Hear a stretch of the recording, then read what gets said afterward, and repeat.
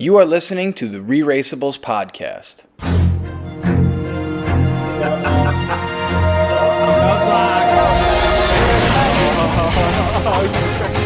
Give you a nice little detour.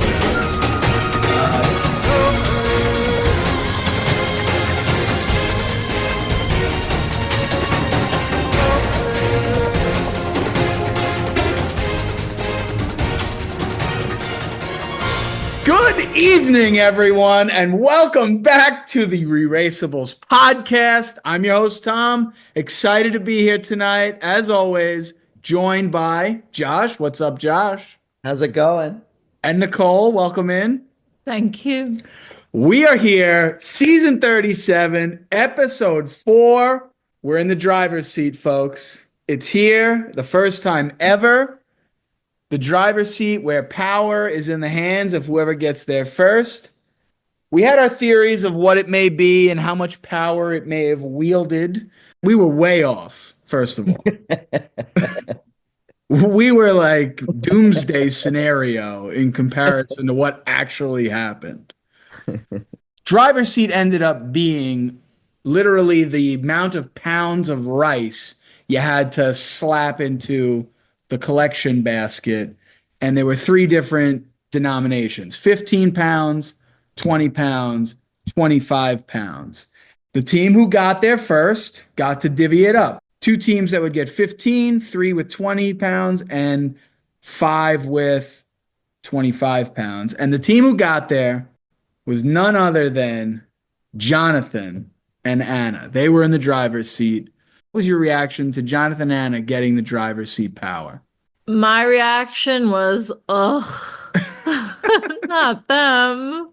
Because they already have an advantage. And I wanted it to be Scott and Lori. Because I knew that they would use it strategically.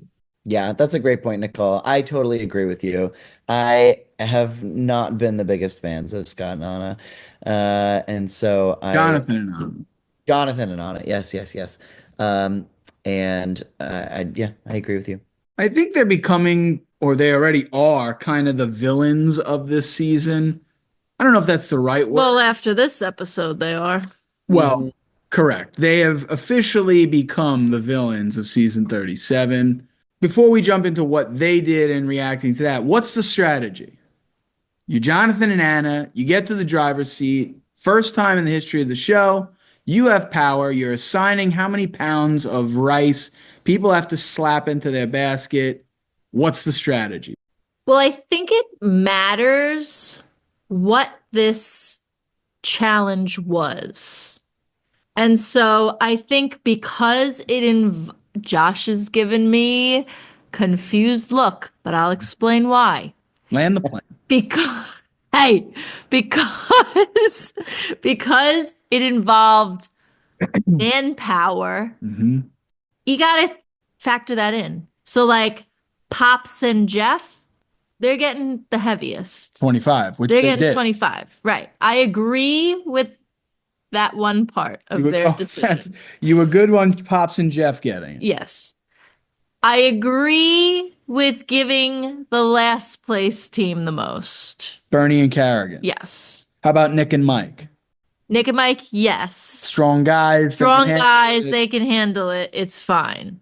So let me guess. Your problem with that strategy, their strategy, was giving Scott and Lori the 25. Yeah. Yeah. Because they're creating an unnecessary enemy. And it seems like you don't want to make Scott and Lori. You don't want to get on their bad side. Yeah. Mm-mm. Who would you give the other 25 to? Brett and Mike. Definitely Brett and Mike. Brett and Mark. Mark. Yep. Brett and Mark. They can handle it, is what you're saying. Yeah. They're 2 men. They're athletic. They're built. Yeah. Give it to them. So your strategy was That way it's not personal. It's, you're physically more capable. It just levels the playing field more. okay. You have to give it to somebody. Sorry. Hey, sorry. Josh, what's the strategy? I completely disagree. I take the same strategy that I take with every single U-turn.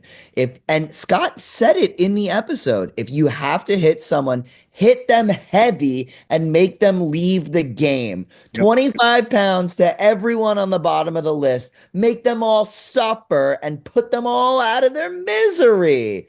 I am not fighting with those people. We're also still in a time in the game where we have some no shotters. We know that Bernie and Carrigan are not winning the game. I think that 99% of the time that you run this race, Bernie and Carrigan are not winning from this point out. Yeah. You have to hit them hard and you have to hit them home. Don't play any games with the people close to you. Just knock them out and put them in their misery. So you're saying you wouldn't give yourself the 15 pounds and then and Melinda and Erica the 15 and then put Scott and Lori at the 25 and make a bunch of enemies and then use the express pass anyway? Oh my God. Stupid, stupid, stupid. Terrible, terrible gameplay. Horrible. What a waste. It's like just lighting the express pass on fire. Literally. Stupid. And on top of that, like having the ash and the soot on you to know that you're the ones that like lit everybody's game on fire, including your own express pass. It was a disaster. Their strategy was there was no strategy. They just panicked. Even when they got there, all right, what are we gonna do? What do you mean, what are you gonna do? You didn't have a plan? Like even Scott communicated in the 2 seconds we saw, oh, you gotta knock somebody out.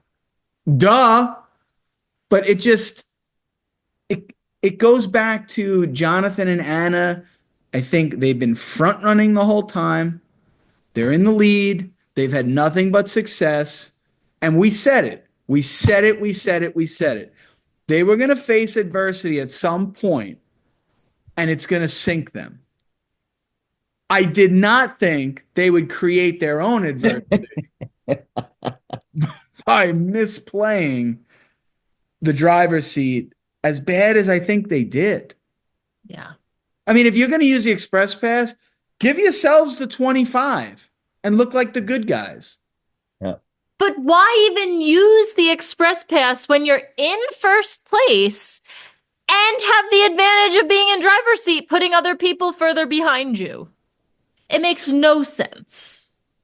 The challenge that literally took 20 minutes too, because Scott and Lori showed up after doing 25 pounds before they could even complete that first detour. It was crazy. Yeah. Yeah, it was really bad. I think and they knew it. But I think using the express pass to even clear their name more just rubbed people so wrong. But like, I don't even think anyone would fault them for giving themselves 15. It's the fact that they gave themselves 15 and then didn't even do the challenge. It was a slap in the face. Yep. It's so bad. Do the 15 pounds. You're still in first place. You're still in a healthy lead. Get to the detour and evaluate it there. You're also still with 10 teams in the race and you're using the express pass? Are you kidding me? Even if you're in first place and you drop to fifth place, you're still not out of the game. Right. Are you kidding? What? Right. Like, just you didn't need to use it at all. I am still irked by them in one way. And their one way is that they still just do not lovingly touch each other. Every single time. Still, they completed the entire race, came in first place, and they go, yeah. And then Jonathan like clenches his fists and turns around. They just do not touch each other. And I do really think it's indicative of their relationship together. It's alarming because I've said it, I am worried that when they don't do well, that they're not gonna inherently want to support each other because they don't inherently want to support each other even when they're in the lead. They just kind of begrudgingly say it. And I think in the preview for next week, we really do see that this is this is their downfall. Right, because in the preview we get the next installment of the season of surprises with the live U-turn voting, which I think it's pretty obvious who's getting U-turned. Yeah. The comments at the mat that Carson and Jack and Scott and Lori made after finishing second and third, with also shout out to Phil for stirring the pot. Did you catch that? Oh, of course. Shout out, Phil. Those two teams are looking for revenge. Jack had no problem, and Scott and Lori the whole time had no problem communicating the bad choice that Jonathan and Anna made at the driver's seat. Mm-hmm. I think it's pretty clear that they're all headed for it. However, though I still would put my money on Jonathan and Anna getting the live U-turn voting on them, don't sleep on the comment from Melinda and Erica about Scott and Lori. Mm. Right? At the mat, Melinda and Erica threw them kind of under the bus. How they make the comments like, oh, we're so slow, like playing into their age and them being the older couple, and people aren't buying it. No, they know that they're the team to beat. Tom, why would you U-turn someone at the top of the pack if they're just going to be mad at you and then they're going to stay in the race? It's stupid. It's stupid. You need to U-turn someone like Nick and Mike. You need to U-turn someone like Melinda and Erica. You need to get them out of the race now and put them in their misery. Stop playing this stupid BS, Phil, stirring the pot, and get them out of here. That's my opinion on this. So then who do you go with in the live U-turn next episode? Are you looking at Pops and Jeff, who are in ninth place? No. But yes, they're definitely a contender. I don't think that they're the worst team on the board right now. So who are you going with? I mean, we saw that there were 6 teams on the mat. That I've never seen that before. That was crazy. Really, though the bottom of the pack is all kind of a shoot your shit kind of game. And my opinion would be Melinda and Erica are probably one of the weaker teams left. And also Nick and Mike. You've come around on Nick and Mike at the bottom. Yeah, I think so. They just don't have it. They don't have all the pieces together. They're missing some puzzle pieces in the puzzle. They're missing some bananas in their pajagan. They got bananas in their pajamas. Yeah. So that's who I would get rid of. I just don't personally. Jonathan and Anna are first place, right? Like, so they're gonna get to the challenge first, and they're gonna do it, and then everyone else is gonna arrive, and then they're gonna do it again, and they're gonna be done. Like, it just, to me, it just doesn't really knock them out. It doesn't really make sense. Whereas a sucker punch of Melinda and Erica coming at the end of the pact and then having to do both of them, it's just gonna knock them out. Like, that's how you need to play this game. You need to play it smart, and you need to play it one step at a time, and you just need to not be in last place.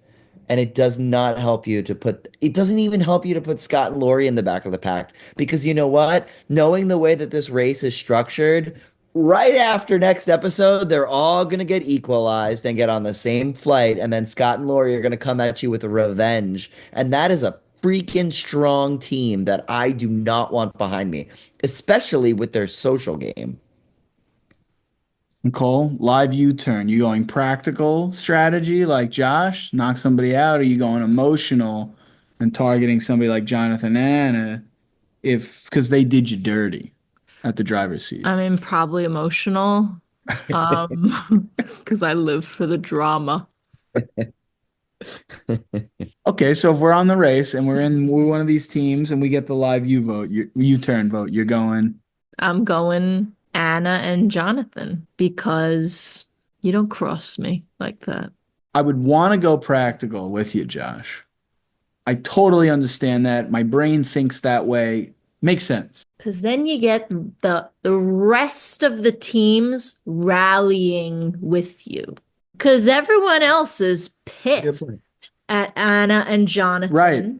So if you then get revenge on them, everyone else is going to be like, "Oh yeah, let's Not help them. right, Let's. right." I feel like that's what it would be. It would be the mob mentality that you'd be going against, Josh, with the practical. Absolutely. That's a great point. It's And a it very, very good point. and it's hard because it's almost like gonna happen anyway, the way it's gonna happen. And my guess would be that it's gonna be an emotional vote. This is a live U-turn. This isn't a U-turn, right? A U-turn you get to do behind everyone's backs, Right. not seen, and you do it individually. This live U-turn, you're right. It's forcing you to play a social game. Exactly. And it's almost like the not as long as it's not us, Yes. strategy could have its day. Well, do you think that this very social race really helps those people flying under the radar? Like Alyssa and Josiah. I love them. I don't see them really as a major element in this game right now, but they might just fly under the radar. No one is attacking them. No one is. They're in a good spot. Or like Han and Holden, Yeah. because they can work with Mike and Nick. Nick, and they could work together on things, and boop, not last. And just hang around. Hang around. I'll give you another linger. team. I'll give you another team in this. Brett and Mark. Mark. I knew you were gonna say that. Brett and Mark, they acknowledged it. They're They had strong. the taxi that almost blew up their whole game. Jonathan and Anna only gave them the 20 pounds, which seemed to matter at the roadblock.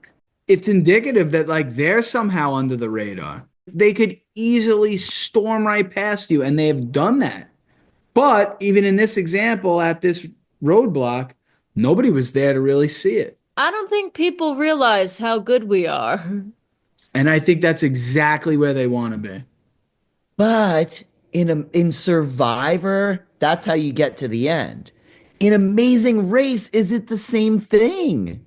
It is in a season of surprises because right now, Jonathan and Anna just inflated their target so giant that it's unavoidable. Scott and Lori are the sell themselves short, but they're really good and people have figured it out. Yeah. Because of Jonathan and Anna's actions, Carson and Jack go unnoticed. Another strong team, though. Right. Those guys should be targeted as well. They have been in the top every episode. Yeah. And then the other 6 teams are just kind of literally all finishing at the same time. We talk about the destinations they've gone to so far. Yeah, that's a great. Even if you're only on this season for 3 episodes, like a Bernie and Carrigain, and we're going to get to them and why they lost in a second, but think about the 4 legs of the race that they got to run. Tokyo, Kyoto, Bali. Could you come up with a better three places to go in the race than that? I have thoroughly enjoyed being in Japan for the 2 episodes, being in Bali this episode. Like, it's also amazing to just see people traveling and enjoying themselves. And I think this season has really brought us back to that. And I've had a great time like going to these destinations. Yeah, I totally agree. I have noted in my notes every single time that we get an intro aerial view of wherever we are, that it is really just stunning. And I don't know if that's the cameras or if that's the locations, but I have really, really enjoyed learning. And I also just want to like give a slight shout out to the understanding of culture, right? Like I do really feel like we're doing challenges that are applicable to the area. Having to put together that large decorative element that goes in the streets, The Penjor. the Panjor, or even having to do the head challenge and move down Pajagon. the Pajagan. Yeah. The Chiquita banana lady on steroids. Chiquita, but yes, shout out Chiquita Banana. But also like pulling rice. Like I really have thought this episode and in all of the past episodes that they've really, really done a great job in location scouting and also in picking challenges that are applicable to the areas. So I agree with you wholeheartedly.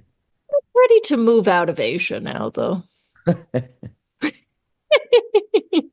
It was cool having them go through the waterfall and through the caves. It was cool. Before we cross the finish line, we have to talk about Bernie and Carrigan, who are eliminated in 10th place.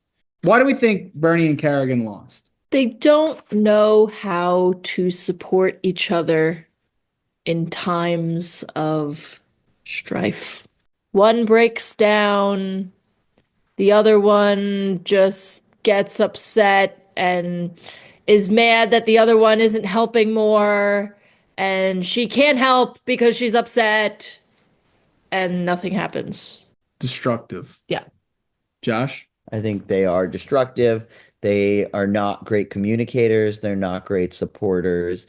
And also, ultimately, they were just the last team to get a flight, right? Like they started this episode in last and they just were not able to get out of it. They're also not quite a strong team to be able to climb through as if someone like Brett and Mark. Um, so yeah, I mean, I felt like from the beginning of the episode they were doomed. I had them 10th in my preseason power rankings. That's where they went out. Shout out getting it right on the nose. 2 weeks in a Wow. row. Humble Wow. brag. Shout out me. I think their socks preseason that you love so much, where the two socks were holding hands. Yeah. I don't think It they're was wearing those. misleading. Oh yeah, It was very It misleading. was. It was. it's Very misleading. yeah. That is not a pair of socks that they're probably ever going to have holding hands again, if I had to guess. I just think they're very different people. And when you have the friends relationship as a team dynamic, you can't, it's just not gonna work. You've got to be really good friends. They don't even live in the same town. Like, did they grow up together? Have they become more distant, like leading into this? They're friends. They're not sisters. Like Nick and Mike, they're brothers. They work much better than Bernie and Carrigan do. Mark and Brett, Carson and Jack, Han and Holden. They all have a different relationship dynamic than Bernie and Carrigan. Unless you really know each other and your personalities are ones of empathy or knowing when to take the lead, but then take the back seat. What's the role I need to play? What does my partner need right now? How can I be there and support them? They didn't have any of that. No. They had Bernie acting like Bernie, and they had Carrigan shutting down and defending herself against Bernie. And you can't win that way. But is that because they're friends or is that because of their lack of emotional intelligence? At the end, Bernie showed her highest level of emotional intelligence by complimenting Carrigan's grace, acknowledging it. Like, where was this the whole time? Right after putting her nose in the air during the interview. No, they're both to blame. It was equally both of them. 10th place feels about right for them. I'm now thinking about all the teams that have won as friends and what they did well. I mean, who else are friends on this season? We had Mark and Larry. Yeah. Goodbye early on. We have Bernie and Carrigan. Goodbye at 10. And we have Carson and Jack. Do you foreshadow that Carson and Jack are going to go soon? I don't. No. Jackie and The Amazing Sisters. They were sisters. oh, never mind. I think that And so when you have those three teams that are friends, is it the fact that they're friends or is it actually the people in that relationship? Because I think Carson and Jack actually are pretty communicative and actually do know when to step up or step back. It's because they're lovers. it's it's because they work together. Yeah, they play games together. They Right. know who's in charge when they're in charge. Right. And they're Mario Kart like references all the time. They speak each other's language. Did we get them wrong? We I ranked did. them at 8.3. We ranked Bernie and Carrigan at 9. I didn't get Carson and Jack wrong. Well, I did. I had them too low, even though I had them at 5. You have them at 5, yeah. Nicole had them at 10, 12. Oops. Ultimately, I don't think the season is going to be losing much by losing Bernie and Carrigan. Agreed. Yeah.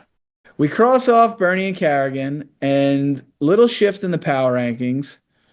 Nicole having Bernie and Carrigan as her number 5 team drops Nicole from second to third place with a low of 60 points. And Josh closes the gap, but I'm still in the lead. 53, low of 53, 1 point ahead of Josh because I had Bernie and Carrigan 10. I am looking at this power ranking and worried about my Scott and Lori being the next one out. I don't think that's going to happen. So we'll see how this pans out. It's definitely a season of twists and turns and a season of surprises. I'm very excited to see what comes next. All right, let's cross the finish line. I'll start this off. Um, I'm making a prediction here. I'm seeing a trend that every episode we have had some kind of special twist. I think it's going to be every episode this season. I think every episode we're going to have either a fork in the road, an intersection, a U-turn, a driver's seat, a fast pass. There's going to be something every episode. They are here for the drama this season. I can tell by the questions that they're prompting Phil to ask the people, and I'm here for it. You like Phil stirring the pot. Yes, definitely. Did anyone notice how literally gigantic Bernie and Carrigan's bag was? It was yellow and it was twice the size. What are they carrying in that bag? And why did they not talk to Hung and Chi? So many questions, but all I do know is that they went out and I'm blaming it on the bag. I'll cross the finish line. I think we've predicted it here on the pod. And I think next week we're going to get our answer. I think our prediction, our clairvoyant selves will be proven correct. I think Jonathan and Anna's judgment day is coming. And I think it's going to make for good drama, to go back to what Nicole was saying. And I think it's going to be revealing, like Josh said earlier in the episode and in other previous episodes, that their lack of communication, whether it's physical touch or just verbally, or all the above, will come back, will bite them, will knock them off this winning pedestal that they've been on for 4 straight legs of the race. They don't have an express pass. They don't have any tricks up their sleeve. There's no driver's seat. There's a live U-turn vote coming, and it ain't looking good for them. And I'm here for it. We're going to see what they're really made of, and how much, whether their little house is built of bricks, straw, sticks, or playing cards, or wet noodles. Anything else? Do you want to give me an awkward rice farmer hug? The experts. Those were painful. We love an expert. The scale guy. Shout out scale guy. All right, that does it for this episode of the ReRACEables Podcast. If you have missed any of the other previous episodes, be sure to go to tribalcouncilblog.com or check it Tribal Council Blog on YouTube. You can listen to all the previous episodes there. If you're watching Survivor 48, follow along with my blog all season long, tribalcouncilblog.com. An incredible episode of Survivor this week. A transcendent moment of the show, the best moment, arguably, of the show's history, certainly of the new era, no question about it. Read my blog all about it. It was a tearjerker. It was transcendent. It was moving. I hope, and this could have been my crossing the finish line, I hope the Amazing Race is watching Survivor and taking a little bit more notes other than the twists. We shall see. We shall see. But Read that blog there. It's so good. If you haven't watched it, go watch it, then read the blog. Thanks for reading. Thanks for I'm listening. going to it right now. I can't wait to read this. We'll be back next week right here on the ReRACEables Podcast to cover more from season 37 of The Amazing Race. Thanks for listening. We'll see you next week.